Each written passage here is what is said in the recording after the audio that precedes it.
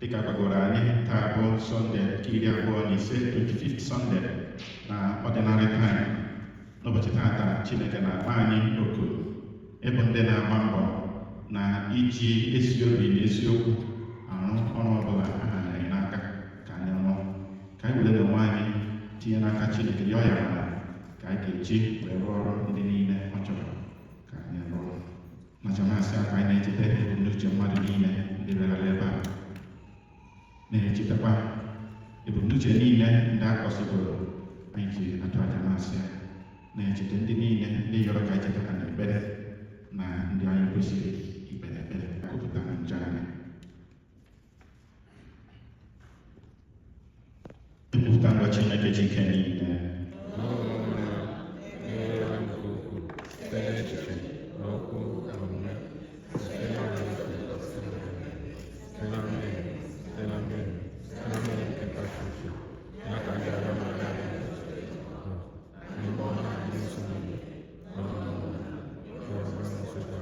Chineke ji ike niile mere anyị ebere gbaghara anyị njọ anyị ga-ahapụ iru anyị ndụ ebighị ebi.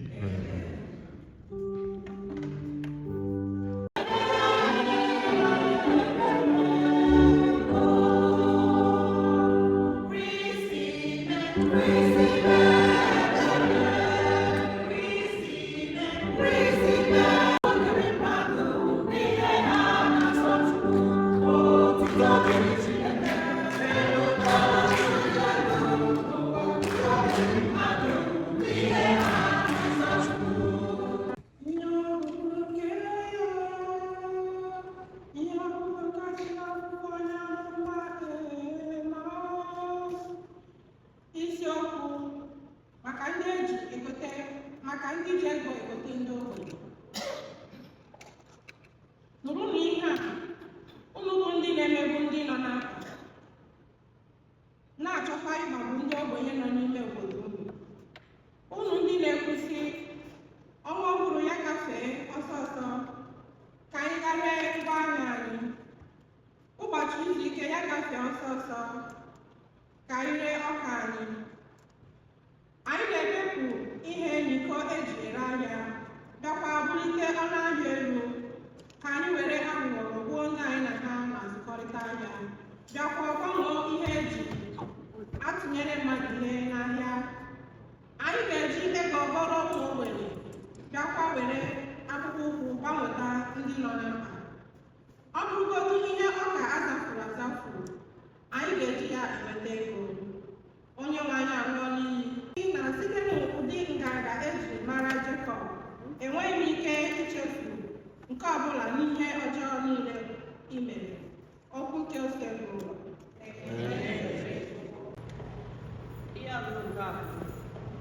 ihe ọbụla wetara n'akwụkwọ ozi nke Pọl dị atọ degara Timoti.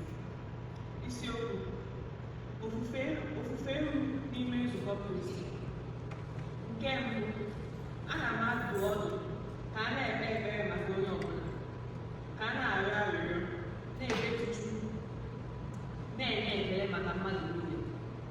Ma nke ka nke bụ maka ndị eze na ndị na-achị achị, ka anyị were ume na obi iru ala, biri n'udo na ọṅụ, wee fee Chineke anyị.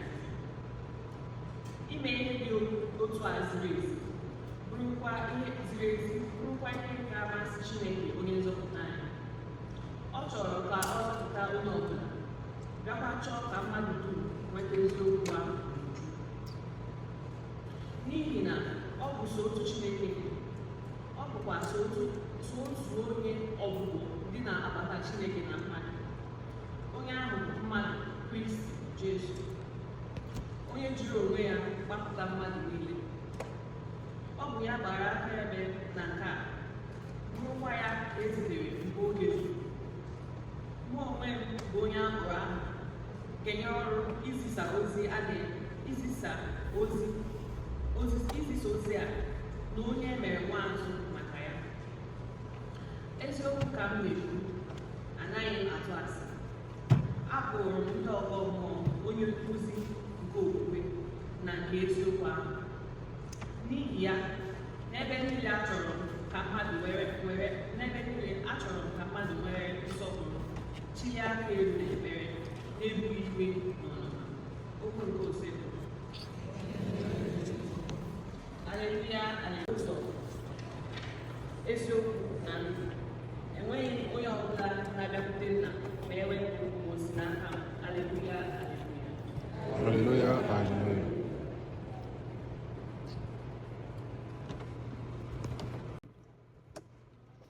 Onye nwe anyị nọnyere unu.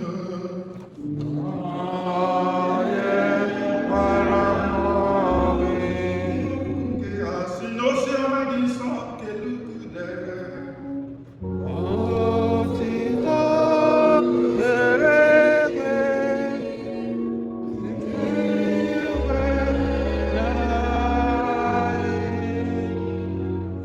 Jesu gwara ụmụazụ ya, enwere otu onye ọgaranya akọrọ na nwaodibo ya nara akụ n'ụba ya n'iyi. Ọ kpọrọ nwaodibo ahụ jụwa ya sị, gịnị bụ ihe a m na-anụ banyere gị? Kọọrọ m otu isi eme akụnụba m, n'ihi na ị gaghị agbakwara m odibo ọzọ. Nwaodibo ahụ ekwuola obi ya sị, ugbu a nna m ukwu na-achụ m n'ọrụ, olee ihe m ga-eme? Ike igwu ala adịghị m, ihere ga-eme m ịrịọ arịrịọ. Aha, amatala m ihe m ga-eme ka e wee nwee ndị ga-anabata m n'ụlọ mgbe a chụrụ m n'ọrụ. O wee kpọọ ndị niile ji nna ya ukwu ụgwọ n'otu n'otu. Otu onye nke mbụ, ụgwọ gịnị ka iji nna m ukwu? Ọza, 1,000 karama mmanụ. Nwaodibo ahụ wee sị ya, ngwa, were akwụkwọ gị ọsọ ọsọ degharịa ya 100 karama 5. Ọ bịakwa jụọ onye nke ọzọ, ụgwọ gịnị ka iji nna m? Ka iji? Ọza, ụgwọ 100 akpa ọka. Nwaodibo ahụ asị ya, ngwa, degharịa ya 10 akpa ọka 8. Ọgaranya ahụ tụrụ nwaodibo arụrụ ala maka ọgụgụ isi ya. N'ihi gịnị? N'ihi na ụmụ ụwa nke a na-agba mbọ n'ihu ụwa nke a karịa ka ụmụ nke ìhè si agba mbọ n'ihe ụwa nke ọzọ. Ana m agwa unu, werenụ akụ na ụba rụrụ arụ nke ụwa a nwetara onwe unu ndị enyi, ka ọ ga-abụ mgbe ọbụla akụ nke ụwa ga-agwụ, wee kpọbata unu n'ụlọ obibi nke dị ebighị ebi. Onye ọbụla na-ewere ike ịtụkwasị obi n'ihe ntakịrị, enwekwara ike ịtụkwasị ya obi n'ihe buru ibu. Onye ọbụla na-ekwesịghị ntụkwasị obi n'ihe ntakịrị, ekwesịghịkwa ịtụkwasị obi n'ihe buru ibu. Ọ bụrụ na ị kwesịghị ntụkwasị obi na akụ na ụba nke ụwa rụrụ arụ, kedu ka ị ga-esi kwesị ntụkwasị obi na nke ahụ n'ezi akụ na ụba? Ọ bụrụ na ị kwesịghị ntụkwasị obi n'ihe na-abụghị nke gị, kedu ka a ga-esi tụkwasị gị obi n'ihe bụ nke aka gị? Odibo anaghị abụ ohu nnukwu abụọ ma ọ bụghị na ọ kpọrọ nke mbụ asị nke abụọ n'anya. Ọ bụrụ na ọ sọpụrụ nke mbụ, ọ bụrụ na ọ na-asọpụrụ nke mbụ, chi nke abụọ na-akpa ọchị. Unu enweghị ike ịbụ ohu Chineke na ohu ego. Kụziọma, kụziọma.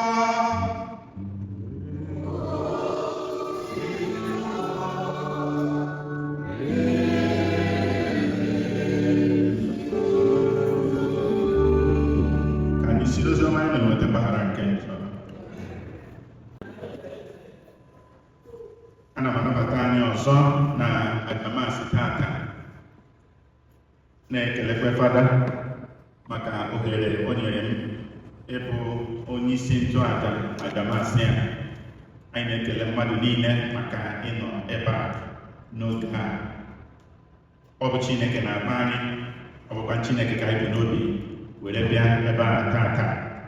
Ozi a na-ezi anyị dịka anyị kwugoro bụ ichetara anyị etu anyị kwesịrị iso okwu a Chineke na-agba anyị, ụdị uchu anyị kwesịrị itinye n'ọrụ Chineke.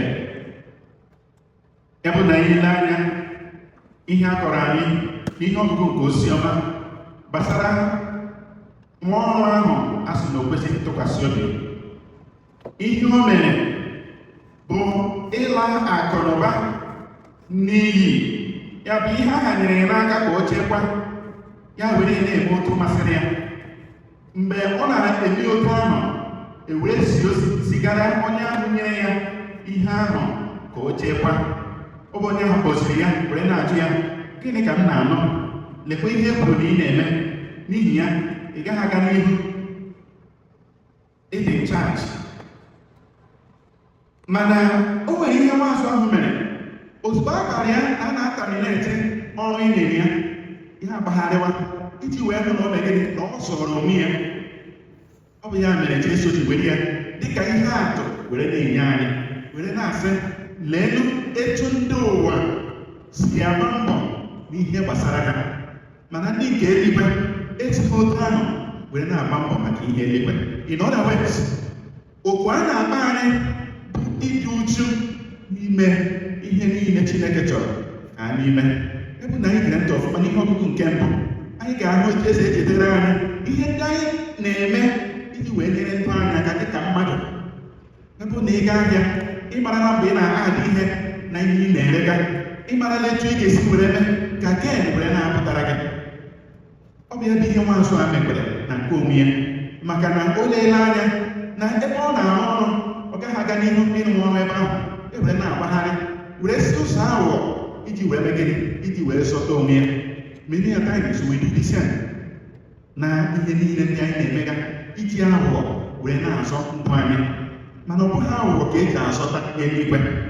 Ọ bụghị iri ngarị ma ọ bụ ịrụ ọrụrụ ala ma ọ bụ ịtụ asị. Ọ bụghị ya ka eji azọta eluigwe. Ọ bụ ya mere Jesu ji echetara anyị, ihe bụrụ na ịbụ onye nke eluigwe, e nwere ụdịrị ihe kwesịrị ị na-eme iji were zọta eluigwe. Adọghị ka a na-akpa anyị oku ka anyị meme, ka anyị ghara ị na-eme asị na enweghị ihe na-emenụ. Maazụ a o nwere ike ya bụ ihe ọ na-emega enweghị ihe na-emenụ maka na ọ dị nchaji. Mana ya bụ na anyị ile anya n'elu ụwa a, anyị ga-ahụ na enweghị ihe ọbụla na-emenụ nke anyị ewepụ mmadụ ga-eji asị na ọ bụ ha na-ebi ndụ anyị dị adị. Enwere otu ka na-esi na-ebi ndụ gị na-ebi ndụ gị, before you know what is going to happen, gị hụ na ị na-awụzi ndụ gị aghụghọ maka na o mere gịnị? Ọ pụọla gị n'aka. Onye ahụ chọrọ ya, onye ahụ kere ya, ka onye ahụ nyere gị achọghalị ya. Ọ bụ ya mere n'ihe ọ bụla ị na-eme, ka ị kpachara anya, ka ị na-eme n'otu dị mma, ka ị were isiokwu na-eme ya, ka ị na-eme ya n'ụzọ kwesịrị elu, ghara ị na-akọ ọtụtụ ọnya. Maka ime ya otu ahụ nwere ike ịghawụ gị ahịa. Adịghị ahụ gị ahịa, ị ga-ahụ na ọtamineshọn bụ ihe ga-ezute. Ya bụ ka anyị ọrụ Chineke n'ụbọchị taata ka o nyere anyị aka ịmụ ụzọ ahụ ka mma, ụzọ eziokwu ahụ ka anyị ike na-ezipụ ya. Ka anyị na-eme ka Chineke gosi anyị ụtọ dịrị unu.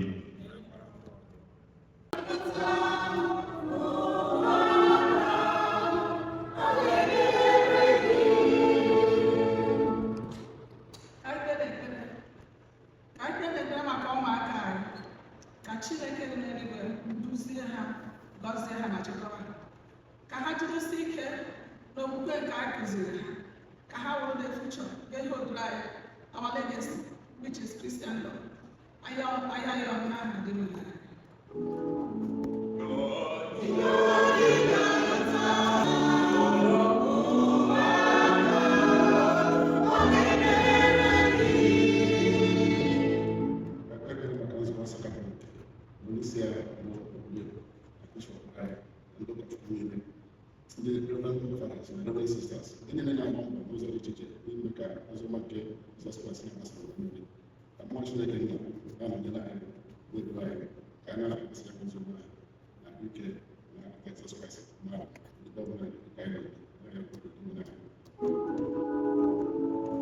Nabata arịrịọ niile ndị a ma bụrụ anyị mkpa anyị site na Kristi onye nwe anyị.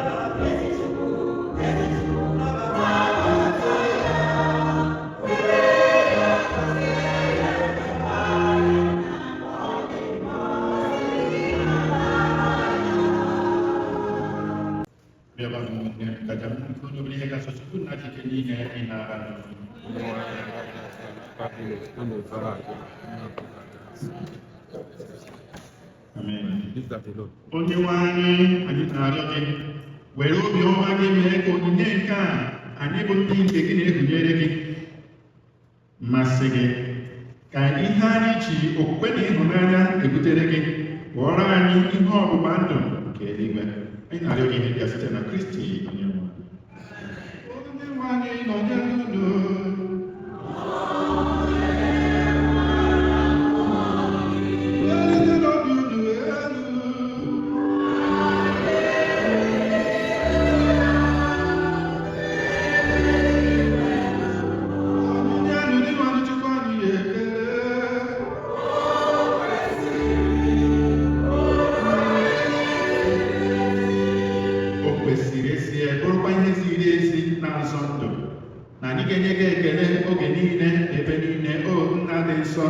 Chineke ji ike niile, onye dị ụwa chọọ ụwa site na Kristi dị nwere anyị, onye jiri ihe ebere o nwere ka mmehie mmadụ kwere ka a mụọ ya na Bebi Maria.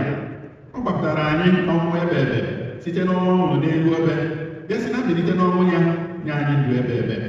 N'ihi nke a, anyị na-eso igwe ndị mmụọ ọma niile nke eluigwe na-eto ebube gị oge niile na ukwe na-asị.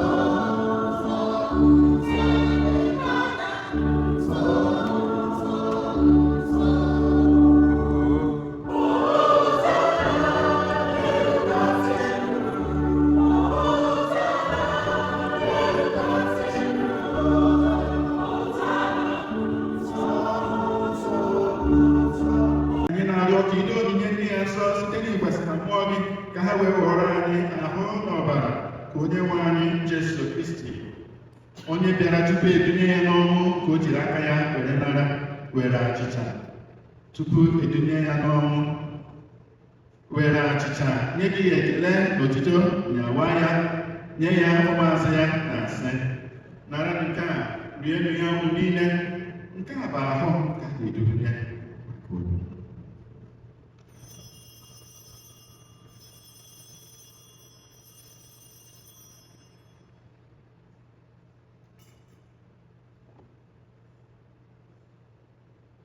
Otu ahụ ka o si eme mgbe ha richara nri anyasị. O buru iko mmanya ekweghị ekele na otito onye ya ụmụazụ ya na-asị nara nke a ṅụọnụ ya unu niile nke a bụ iko nsọ nke ọbara nke ọgbụgba ndụ ọhụrụ dị ebighị ebi a ga-agba ya n'ihi unu na n'ihi mere ime mmadụ ka were gbaghara njọ ga na-emenụ nke a na ncheta nke.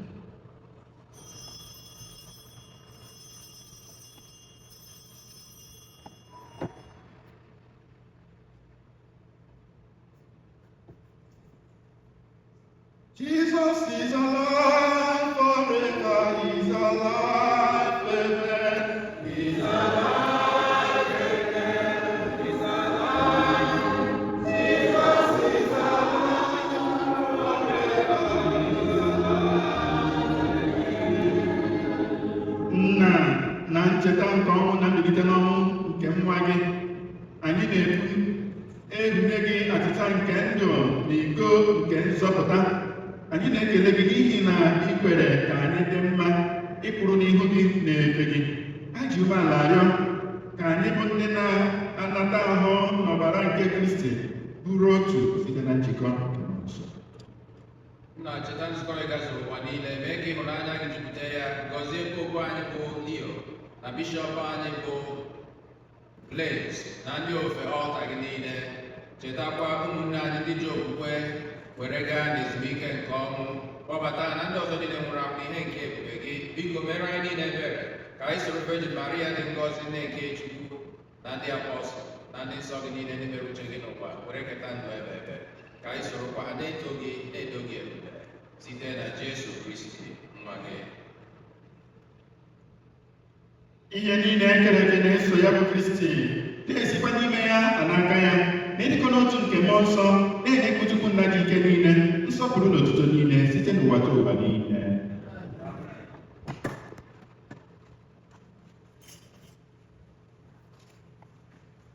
Ka anyị were na ekpere nke onye nzọpụta anyị kụziri anyị were kpọkuo Chukwu Nna.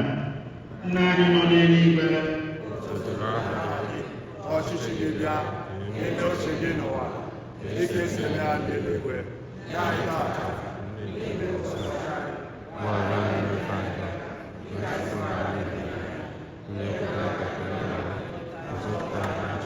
zọpụta anyị na-arịọ gị osebụrụ ụwa na ajọ ihe niile were ebere n'udo n'oge nke anyị site n'inye aka ebere gị ka zọpụta anyị na njọ oge niile anyị were gbara ha nsogbu niile were nchekwubere nsọ na-atụ anya maka mbịaghachi nke onye nzọpụta anyị Jesu Kristi.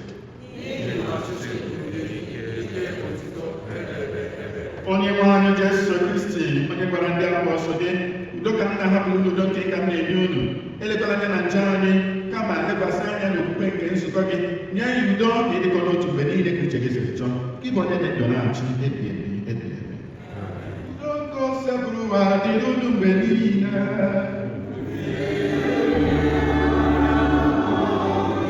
Nyerịtanụ ibe unu ekele nke udo.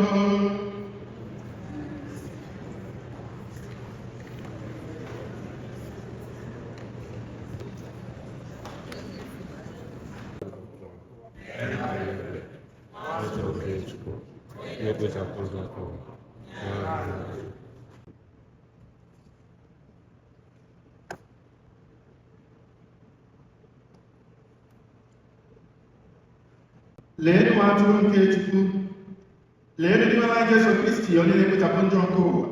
Ha nwere isi ọma ọbụla hapụrụ n'oriri nke nwa atụrụ Chineke. Anyị tupu anata gị dị ọzọ, anyị nọdụ onye aka.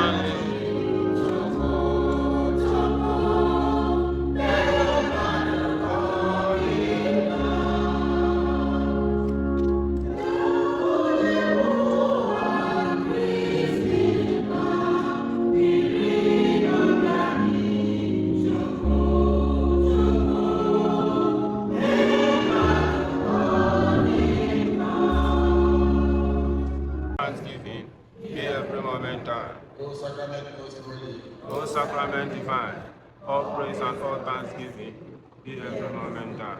Jesu afọ dị n'anya, Ihe niile nwere bụ nke gị, nke ị ka m bụ, nke ị ka m chọrọ ịbụ, na ọrụ m ihe gbasa.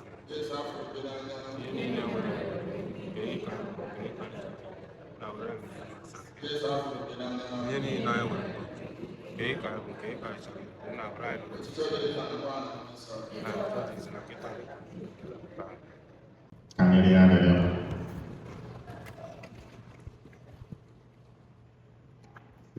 Onye nwe anyị, ijirila ihe ọgbụgba ndụ gị gbaa anyị ume, biko were obi ọma gị na-enyere anyị aka mgbe dum, mee ka anyị site n'ihe omimi nke a na ezi ọrụ ndụ anyị ite uru ga-ezọpụta.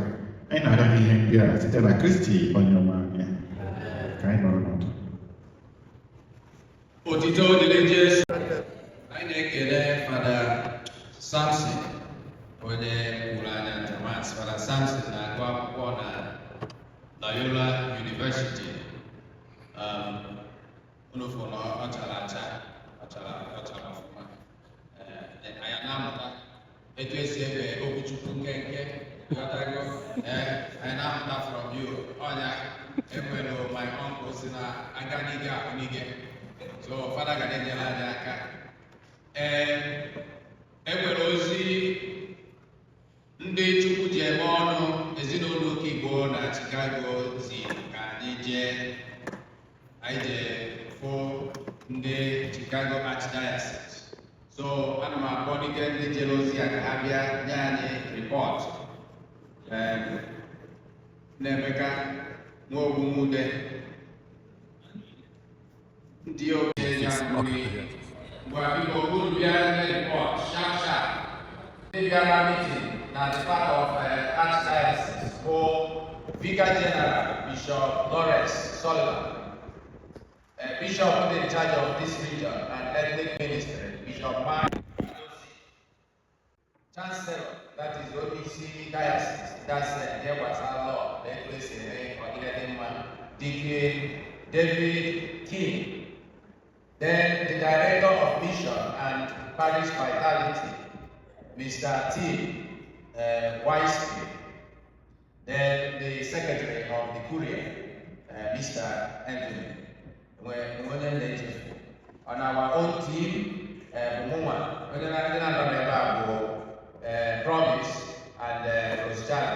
So Kaije and Fadani, who will be all since in Yaka, they preach here, so 4 verses. Fadani. So when you're like, I don't know, you call me, they is you know, to put your mom, yeah. Otito dịrị Jesu. Okay, anyị jiri jee, anyị jeziri ama. And onye ọbụla mara na ihe anyị jiri jee ozi ahụ.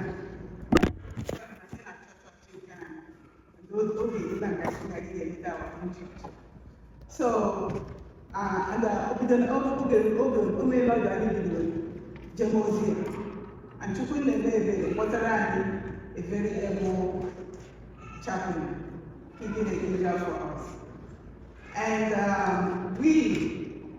I know that Noah from there. So the last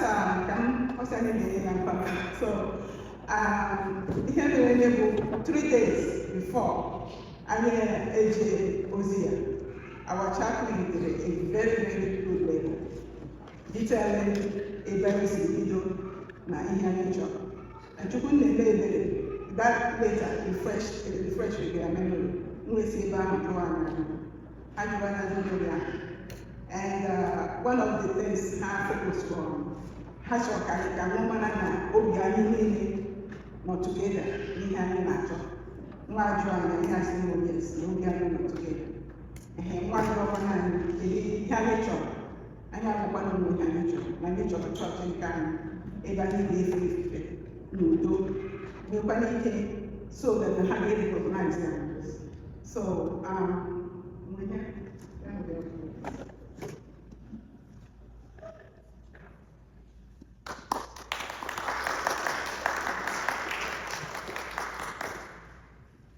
had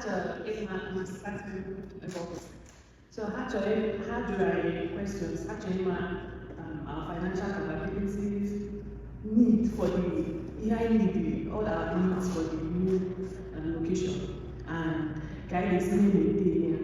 And I feel like the nice that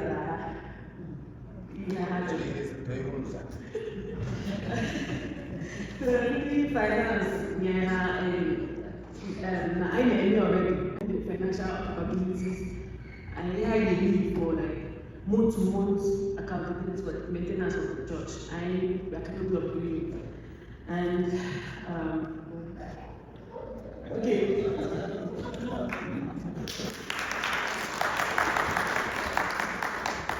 God will Jesus. Nke mfụrụ na ije anyị gara ọmịtakara ahụ maka na ọ bụ ihe eji ofu obi anyị taghị ebe aji ofu obi mgbe na-eme. So ajụjụ ha jụrụ bụ ihe ọ bụ ụzọ chọọ ihe mere na ya aha bụ parish. Anyị gwara sị ha na ihe anyị chọrọ anyị bụrụ chaplains ihe nke anyị na-acha ego. So ajụjụ ndị ụfọdụ nwere ike ịbụ ajụjụ maka obi anyị ajụjụ bụ bishọp jụ anyị nwere ike wee kọwara ya na ọ ga-abịa anyị maka anyị na-agbakọta ofu ugboro ma ugboro n'ọnwa maka na ndị Igbo na-abịa ụbọchị na palisi ndị ọzọ dị iche iche wee na-abịa, mana na anyị chọrọ ka anyị na-emelite aka oge anyị ji eji masị hapụ ekuziri ehi. Anyị chọkwara ka anyị nọrọ n'ebe nke ndị oyibo kpọrọ amsọ ya n'asụsụ Igbo ka anyị nwere ụmụ anyị chọrọ ịnọ n'ebe anyị na mmadụ aka ahụ na-akwalite onwe anyị ọkụ. So na ya chọrọ ihe ndị oyibo kpọrọ share. So na ọ bụrụ na ọ ga-ekwu omume na ihe anyị chọrọ bụ ebe ọ ga-aba anyị nọ anyị achịbe igodo ọnụ ụzọ enwe ike wee na-eme ka ụkasị chọrọ n'otu o si mechaa. So anyị chọkwara anyị ajụjụ maka otu anyị ga-esi ime na akwụkwanụ ya bụ ụgwọ ndị enwere ike na-apụta ebe ahụ ihe bụ ihe eji eme ya. Sista ndị bụ onye isi ihe na-afụ maka ihe banyere ego, o mere ka ọ mata na ebe bụ ngalaba anyị bụ Harvest and Bazaar. So ihe o ji dị mkpa na anyị agaghị eji fundraise Harvest and Bazaar were na-egwu egwu. Ofu onye ụkọchukwu n'ime ha bụ onye na-afụfa maka nke African whatever bụ ihe dara mgbe anyị mere bazaar. O kwere n'isi oge ekwuru okwu ahụ si n'ọkwa ihe bazaar bụ ya maka ebe anyị ga-esi were na-eme nke ọrụ na anyị sị ha na ya agaghị emegodu nke nnukwu mana anyị chọọ ka obere. So ebe anyị nọ na-atụ aka bụ ụlọ ụka ebe nke enyi ọ na-abụ ụkwara anyị chere ebe ahụ jee ka ụka na ọ bụrụ oge na-adịrị ebe usoro Elizabeth. So na ngwụcha dịka ụkọchukwu si wee kwuo, onye ihe ga-ewepụta iwu bụ ihe a ga-eji akpọrọ digrii bụ ihe a ga-eji dee ya n'akwụkwọ. Ọ bụrụzie na anyị dị canonical, recognized and established or whatever the right word na Archdiocese of Chicago wee kwuchi okwu si na ọ ga-abụ edekiri ihe na ọkpọrọ ya Pope Edoruko afọ na-eme the North Bishop EDS Bank ụtọ ga-esi wee so otu anyị na apostolate ọ ga-akpọrọ ụkọchukwu.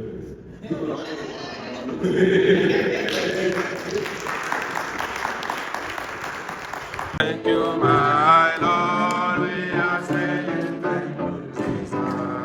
Thank you, my Lord. Oh, yeah. Ọchukwu jikere ihe ka ọ gọzie unu nna na nwa na mmụọ nsọ. Awanụ Isakusi bụ